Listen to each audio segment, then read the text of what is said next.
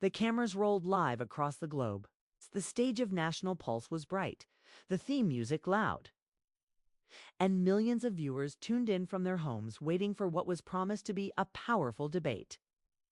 The host, James Carter, known for his sharp interviews and calm voice, stepped forward, his face lit by the studio lights. His voice, deep and steady, welcomed the audience. "Tonight," he began, "we are honored to have two of America's most talked about politicians. From Louisiana, Senator John Kennedy, and from Texas, Representative Jasmine Crockett." The crowd clapped, though the energy already felt tense. Kennedy gave a small nod, his smile polite but distant. Crockett stood tall, her eyes focused, her hands already gripping the sides of the podium as if ready for battle. "Let's begin," Carter said quickly, sensing the sharp air between them. The topic was the current administration's domestic policies, border security, energy, taxes. But the moment Kennedy opened his mouth, it was clear this would not be a normal debate. "Let's be honest, Jasmine," Kennedy said, his slow Southern drawl.com but edged with challenge. "These so-called progressive policies are not protecting our people. They're selling our future, piece by piece, to people outside this country." Jasmine's eyes narrowed. "What's selling? Our future senator is pretending that holding on to the past will save us. We are trying to build something new, something fair. You know it. The people know it." Kennedy leaned slightly forward. "Building something new for who? There's more foreign money in Texas right now than there is in Washington." The control room tensed. James Carter's earpiece buzzed, with producers whispering frantically, "What is he doing? It's going off script." James tried to steer the conversation. "Senator, let's stay on track with the policy details." But Kennedy wasn't finished. "Oh, I'm right on track, James. Jasmine knows the deals I'm talking about. Big ones. The kind where you don't just sign papers, you sign away. Parts of your country." Jasmine's jaw tightened. Her voice sharpened. "Say what you want, but don't you dare try to paint me with that brush. We've both seen the back rooms, Senator. We both know the names. But I'm not the one shaking hands with the people who write the checks." For a brief second, silence filled the studio. Even James was caught off guard. "Names, backrooms?" he asked, his voice suddenly more alert. "Is there something you both want to share with the American people?" Jasmine quickly pulled herself back. "The American people know enough about who's been selling them out for years, and I'm here to clean that mess." Kennedy smiled, but it wasn't friendly. "Careful, Congresswoman. Cleaning the mess might mean cleaning out some of your own allies." James pressed his earpiece harder as the producers warned him the debate was derailing. He waved a hand to signal a reset. "Let's focus on the administration's budget plan. Representative Crockett, your thoughts?" But Jasmine's mind was still spinning. Kennedy had not come here for policy points. He came to push, to corner, to throw something live on air that no one could control. She looked into the camera, her voice firm. "This is not about money. This is about who has the power to decide what happens to our communities. I'm here to make sure that power is returned to the people, not kept in the pockets of corporations hiding behind flags they don't even fly." Kennedy raised an eyebrow. "And yet those same corporations are building Texas highways, aren't they? Strange how they get such nice contracts." Jasmine's face darkened. She could not answer without revealing more than she wanted to. There were deals her own party had quietly signed, deals that made her stomach turn. In the control room, the lead producer's voice was panicked. "Cut to commercial. We're losing control." But the host didn't cut. Something told him this was bigger. Something was about to surface. James Carter took a breath and leaned in. "Senator Kennedy, are you suggesting that Representative Crockett is connected to these deals?" Kennedy's eyes twinkled with cold certainty. "I'm not suggesting anything. I'm simply asking the good Congresswoman how well she knows the people funding her projects." Jasmine's hands clenched. She shot back, her voice rising, and I'm asking you how many flights you've taken to meet with foreign investors. Behind closed doors, the studio fell silent again. This was not in the debate prep. This was not in anyone's plan. The control room was in chaos. We have to cut, a voice ordered. This is spiraling. But James didn't cut. He kept the camera rolling. This was no longer a debate. This was a war of truths, half spoken, half buried. The first cracks had appeared. And everyone watching knew they had just seen the beginning of something far bigger than a televised argument. The studio lights burned hotter as the debate spiraled out of control. The producers were yelling in James Carter's earpiece, but he ignored them. He had been in journalism long enough to know when something real was unfolding on live television, and this was it. He wasn't about to stop now. Senator Kennedy stood steady, but his eyes were sharp, calculating every word. Jasmine, would you like me to read from this? He lifted a folded document, crisp and clean. A list of campaign contributions from an international nonprofit called the Horizon Initiative. Big donors, curious ones, some connected to foreign governments, some who don't like America as much as they pretend to. The room went cold. Jasmine's chest tightened. She knew that name. She knew exactly where this was going. That's a lie, she said quickly, but her voice cracked just enough for Kennedy to press harder. A lie. Kennedy's tone was soft, but his words hit like bricks. This list is from public filings. Less, of course, you've been using back channels that don't show up on paper. James Carter interrupted, trying to balance the fire. Senator, are you accusing Representative Crockett of accepting illegal donations? Kennedy didn't blink. I'm accusing no one. I'm simply asking questions the media won't. If there's nothing to hide, I'm sure she'll have. No problem explaining the Horizon Initiative's sudden interest in Texas infrastructure. Jasmine's throat dried. The Horizon Initiative had been flagged before, suspected of laundering money through charitable fronts. She had personally approved a transportation bill supported by one of their partner companies. It was supposed to help her district, okay? Now it was being twisted into something else. She gripped the podium, forcing her voice steady. You want to make this about me because you don't want anyone asking about your quiet meetings in Zurich? Last summer, I have people, Senator. People who saw you leave that hotel. Kennedy's smile vanished. That hit him. James leaned forward, his reporter's instinct on fire. Zurich, Senator, were you meeting with foreign investors? Kennedy waved a hand like brushing away a fly. Business trips. Nothing unusual. Unlike Horizon, I don't take money from groups tied to sanctioned countries. The control room was a mess. Get ready to cut the feed. Can't verify any of this. The lead producer barked. James didn't cut. He felt the weight of the moment. He glanced at his laptop where messages from the control room flashed warnings. Verify. Sources, we can't cover you if this goes legal. But this was real. Jasmine's phone buzzed at her side. She glanced down just for a second. A text from her aide. They know. Omar says you have to move now. She felt a chill run through her. Omar was her most trusted contact. Someone who worked in intelligence until things got too dangerous. If he said move, that meant someone was pulling strings far beyond the studio. James Carter's voice pulled her back. Representative, is there something you'd like to say directly to the public? Jasmine stared into the camera, thousands of thoughts racing in her head. She could deny, she could defend, or she could detonate everything. She chose to fight. Senator Kennedy wants to throw dirt on me. Fine, let's throw some on him too. Zurich wasn't just a business trip. He was meeting with representatives of a global energy consortium. The same consortium now pushing to privatize U.S. ports. Kennedy's eyes narrowed, but Jasmine didn't stop.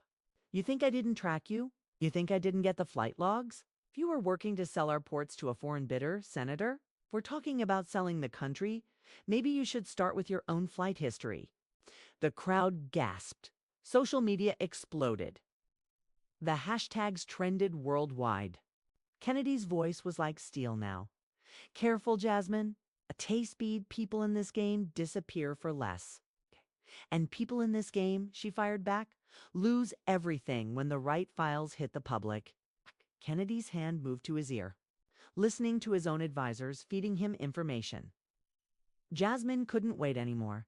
She stepped back from her podium. I've said what I needed to say. I know exactly who's watching. Tell Omar I'm coming. She tore off her microphone and stormed off the stage.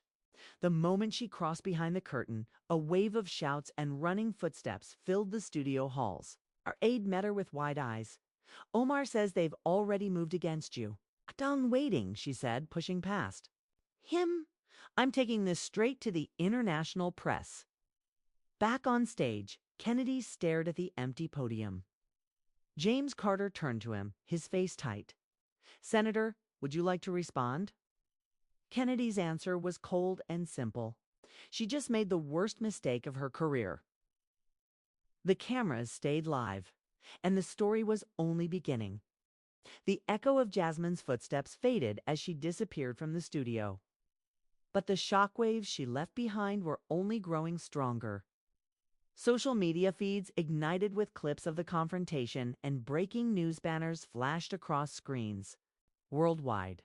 In the control room, producers scrambled to manage the chaos, but no one could contain what had already been unleashed.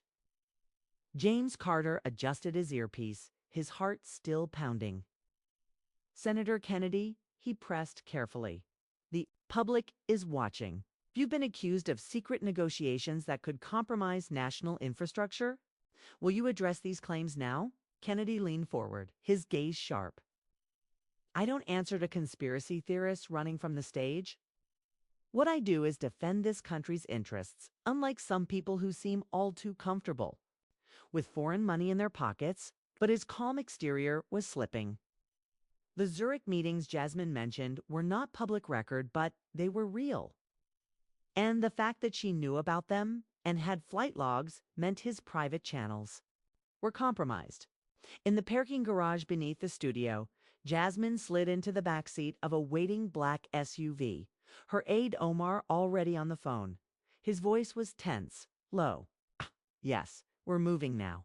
Safe route. She's ready. He hung up and looked at. Jasmine Kennedy's people are already trying to get the footage pulled, but it's everywhere now. We can't stop it. Good, Jasmine said, her voice cold but controlled. Now we push further. Who's the source? Omar hesitated.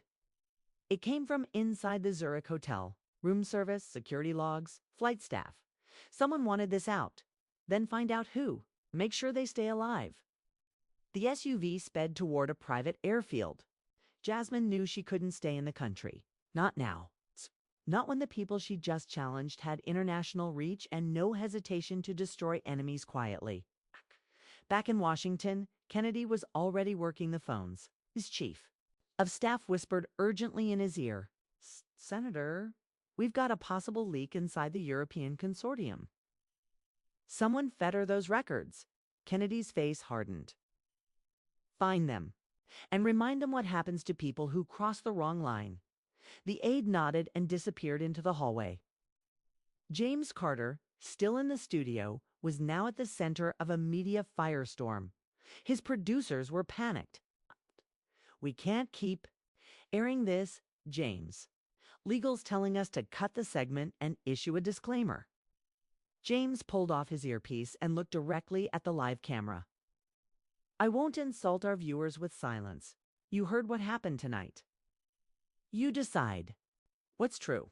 He pushed back from the desk and left the studio, knowing he had crossed an invisible line.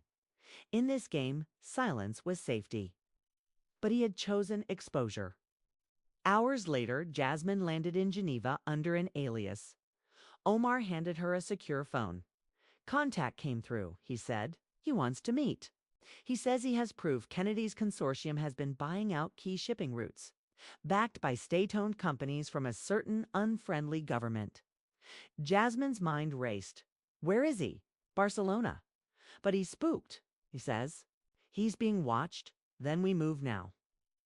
The SUV turned sharply toward the tarmac where a second plane waited. Back in Washington, Kennedy received a confidential file from an encrypted courier. Inside were surveillance photos of Jasmine boarding the plane, her movements tracked from the studio to the airstrip. A small note was attached. Do you want us to intervene? Kennedy crumpled the note in his hand. Not yet. Let her feel safe. People make mistakes when they think they've escaped. Meanwhile, James Carter was now facing his own dilemma. His sources were flooding him with conflicting information. Some confirmed Jasmine's story. Others whispered that she was being manipulated by deeper forces, possibly by foreign actors using her as a pawn. His phone buzzed with an anonymous message.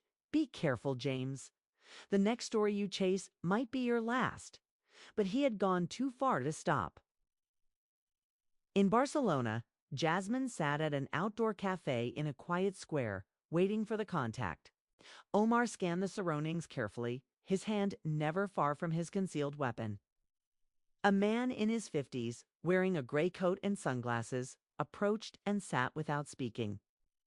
He placed a flash drive on the table and slid it toward Jasmine. It's not just about ports, he whispered in a thick accent.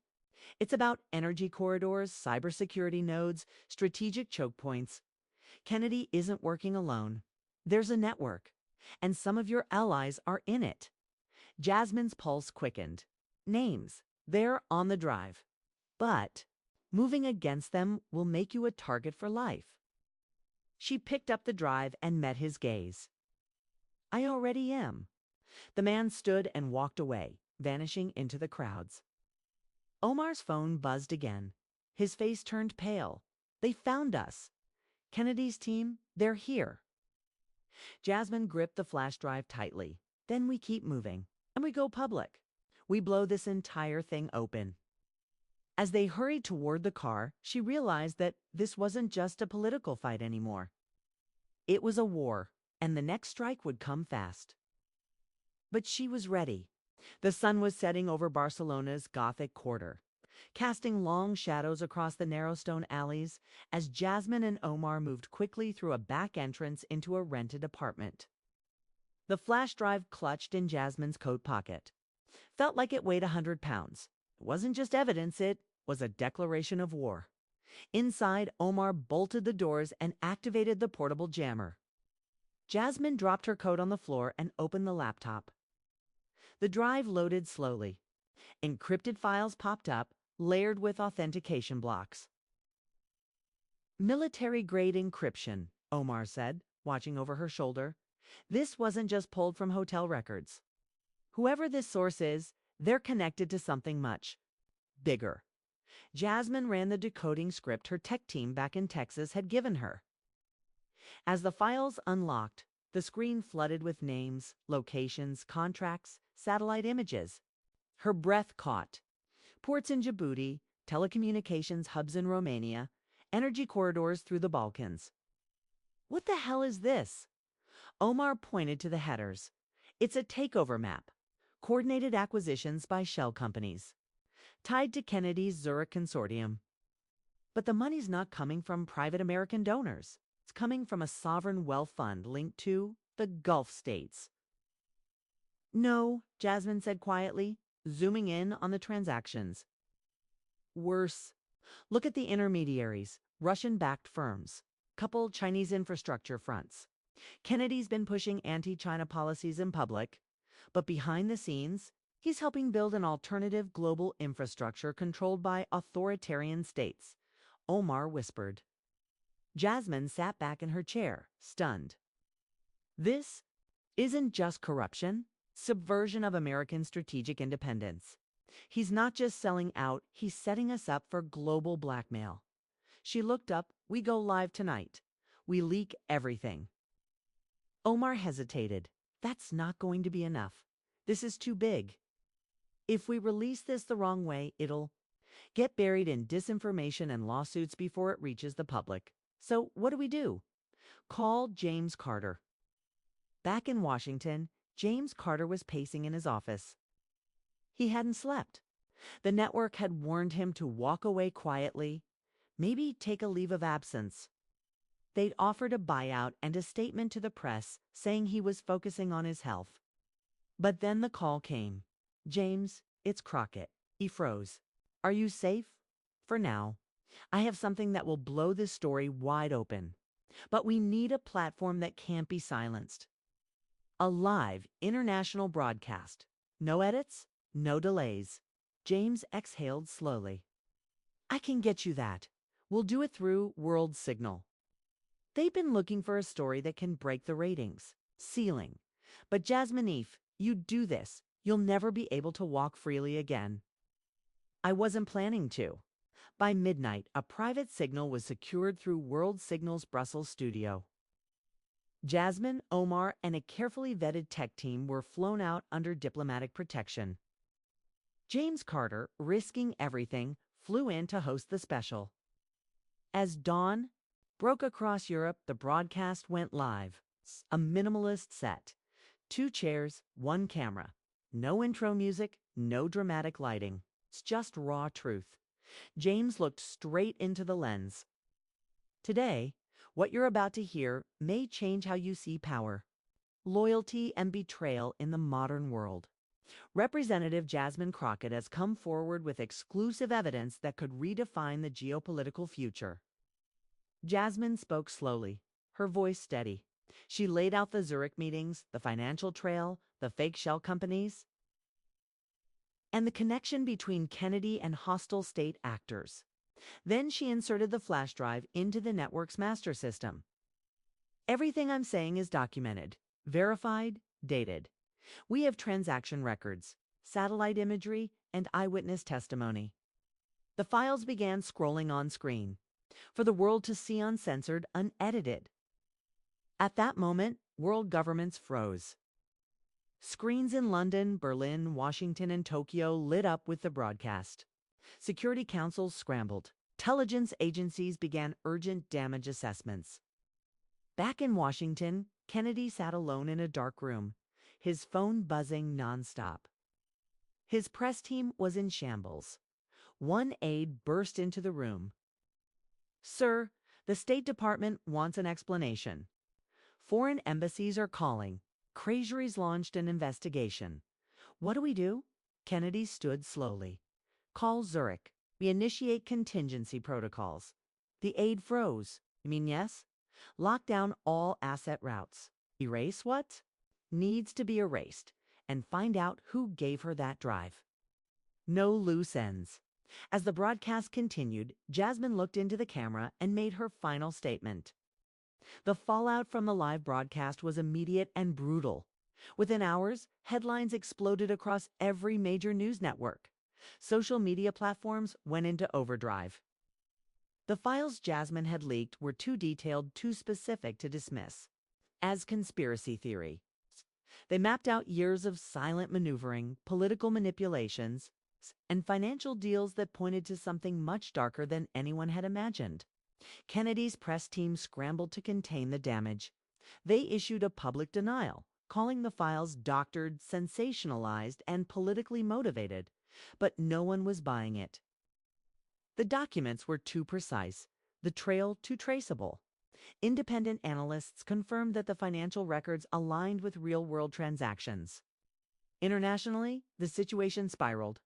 European leaders demanded answers from Washington.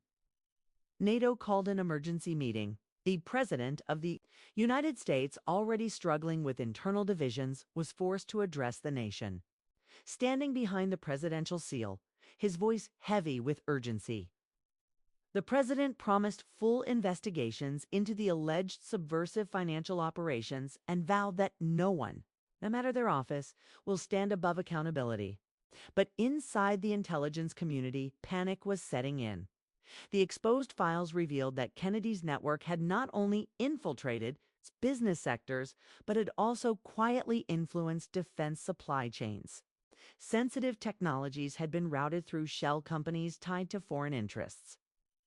In the Pentagon, analysts flagged key weaknesses in America's logistical routes. The Zurich-linked companies pulled out overnight, Several critical operations would collapse. Jasmine, still in hiding with Omar, knew the storm had only begun.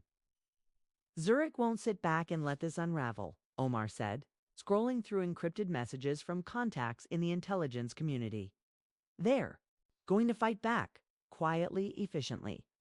They'll come for you first. Jasmine leaned against the cold window, staring out at the unfamiliar cityscape. I don't care, as long as the truth stays in the light. Omar shook his head. You don't understand. They've already activated the disinformation channels.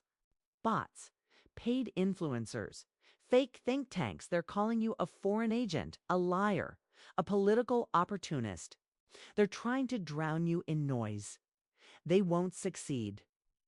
They don't have to convince everyone, Omar said. They just need to divide people enough to stall the investigations. Kennedy's team is betting they can buy time, clean their tracks, and rewrite the story before the system can touch them. Jasmine clenched her fists. Then we need to push harder. James Carter was facing his own battle. World Signal had received multiple legal threats. Lobbyists and media power brokers were pressing the network's board to distance themselves from him and the story. His editorial team was split. Some supported him. Others feared for their careers. Late one night, James received an encrypted message. Your passport will be flagged by morning. Leave D.C. now. He didn't hesitate. He packed a small bag, grabbed his backup phone, and disappeared from his apartment before dawn. As the walls closed in, a surprising ally emerged. Senator Michael Tran, a rising independent who had previously kept his distance from both Kennedy and Crockett. Tran requested a classified hearing demanding that the Senate Intelligence Committee review the Zurich files. His request was granted. For the first time, the highest levels of government were forced to confront the evidence in a closed-door session. But Kennedy wasn't done. His private intelligence firm tracked Omar's communications and traced Jasmine's last digital footprint to Brussels. Within hours, Kennedy's operatives, mercenaries in expensive suits, were dispatched to locate her. Omar's contact inside. The security services tipped them off just in time. They're closing in, Omar whispered as they packed their bags. We have to move now. Jasmine grabbed the remaining flash drives. Where to, Madrid? I know someone who can. Get us out. But this time, no digital trail. Cash only. Burners only. On their way out, Omar paused. You realize this isn't going to end, right? Even if the government acts, even if the world knows you've put a target on yourself forever. Jasmine smiled faintly. They wanted me to walk off that stage humiliated. Instead, I've dragged them into the light. That's worth everything. As they disappeared into the night, the world kept spinning, but not the same as before. Kennedy's Zurich empire was beginning to fracture under the weight of scrutiny. Investigations spread across continents. Foreign governments froze assets. International courts requested documents. But still, behind the scenes, new plans were being drawn. In a dark office overlooking the Potomac River, Kennedy sat with his lawyers and private security chief. This isn't over, Kennedy muttered. They've won the first battle, but wars are long, and somewhere Jasmine was already preparing for the next one. Jasmine Crockett and Omar moved through the crowded streets of the old city with calculated precision. They switched hotels every 2 nights.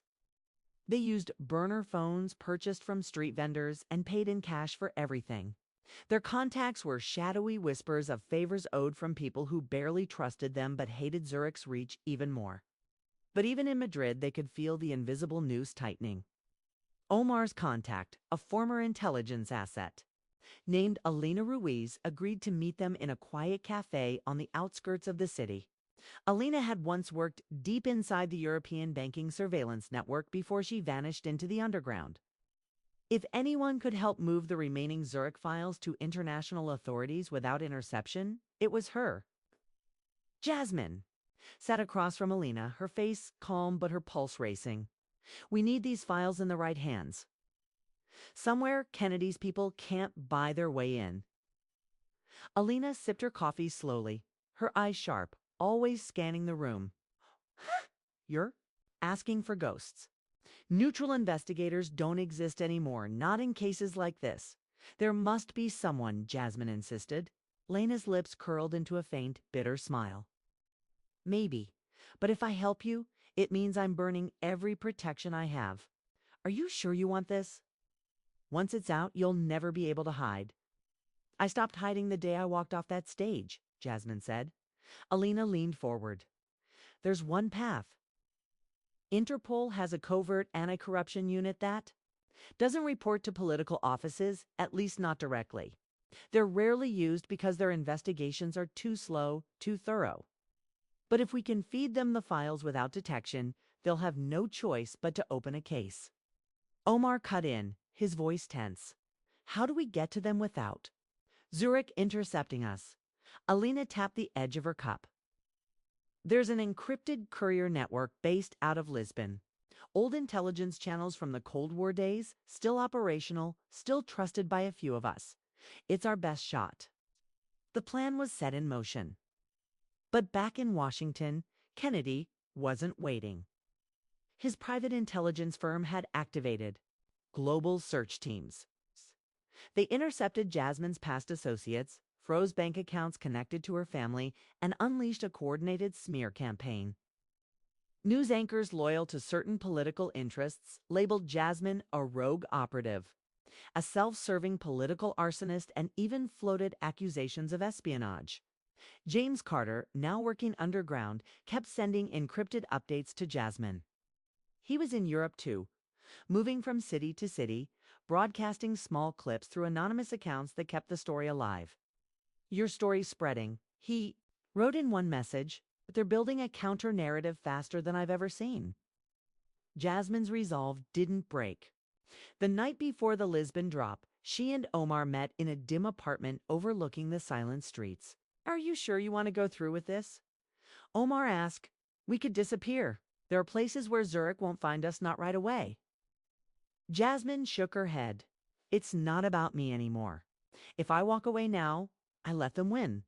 Kennedy's empire survives. Zurich stays hidden. I can't live with that. At dawn, they traveled by train to Lisbon, every step carefully choreographed.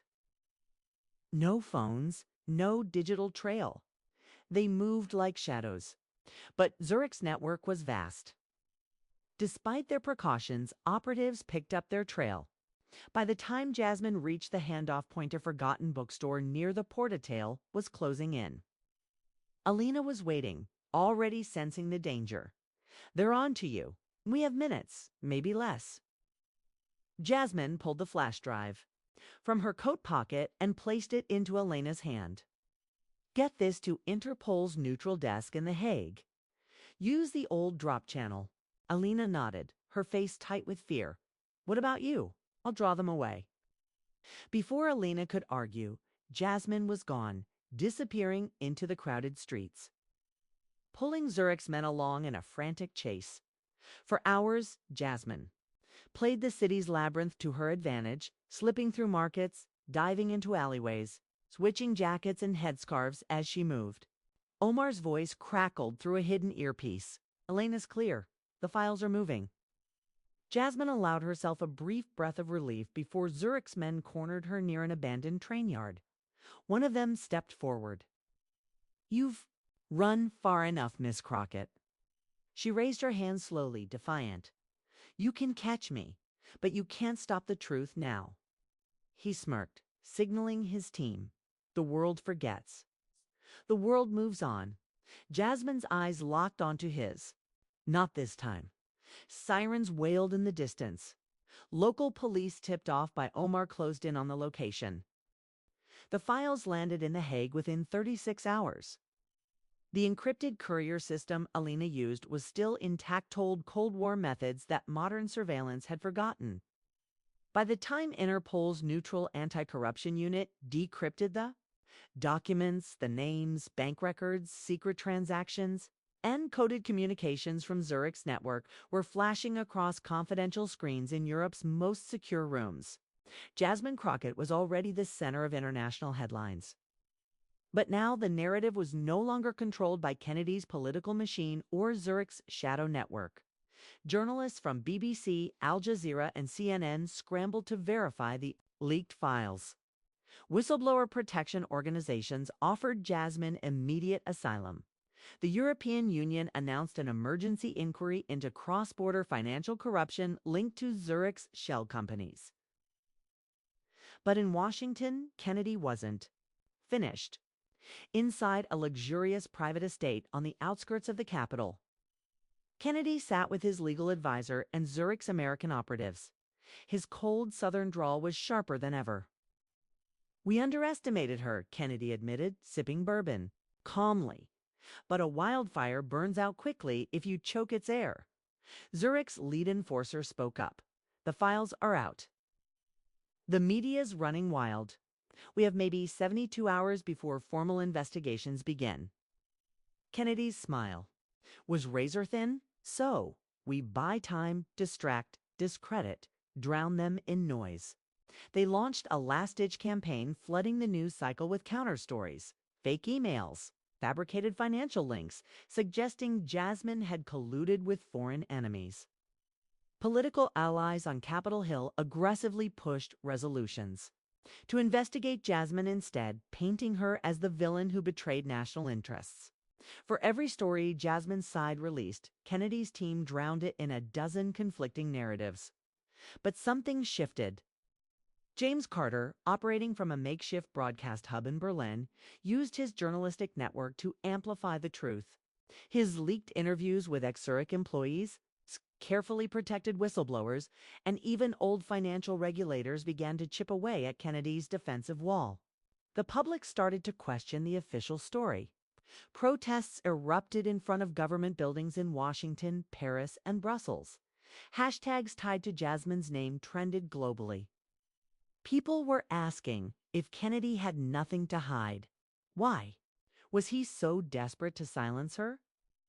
Inside Interpol, investigators followed the Zurich trail to offshore accounts tied directly to Kennedy's campaign donors and international development funds misused for private gain. For the first time, Kennedy's inner circle began to fracture. One of his oldest allies, Senator Carl Raines, distanced himself publicly. Major media outlets that had once buried stories critical of Kennedy started to turn. Chasing the larger scandal they could no longer ignore. But Jasmine wasn't celebrating. She was still in hiding, moving from city to city with Omar and Alina. Safety was fragile. Zurich's reach remained dangerous. One evening, as they watched a live report from Interpol's press conference on a grainy cafe television, Omar looked at Jasmine. "You did it. They've opened formal indictments. Zurich's global operations are collapsing." Jasmine didn't smile. Her voice was low. "It's not over. Kennedy won't go down without trying to take me with him."